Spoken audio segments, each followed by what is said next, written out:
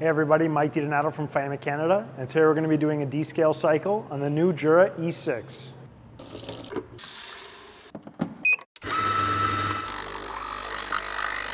For this process, you're going to need Jura descaling tablets, which come in a 3-pack or a 36-pack, and one large receptacle to catch all the spent water from your central spouts. To start this process, you're simply going to select the gear and select descale. Now, pro tip. We always suggest removing the filter before starting this process.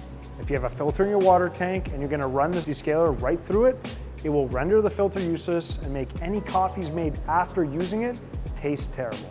So always remove your filter before starting. Once you've started the cycle, the first thing the machine will ask is for you to empty the tray. You're going to remove the tray. Even if you've already emptied it, just make sure you pull it out, wait 30 seconds, and put it back in. Once you're done that, you're going to take precisely 500 milliliters of water and add your 3 descaling tablets to it until they dissolve into a cool blue liquid. When your machine says agent in tank, you're going to add the 500 ml only to your tank and put it on the machine. You're then going to put the receptacle underneath the central spouts and wait about 20 minutes.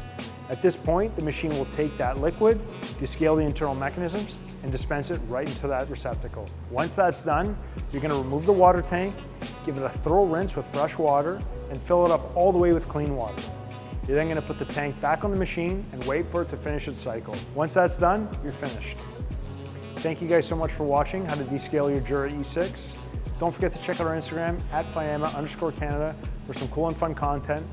And check out our website, fiama.ca, for all your maintenance product needs.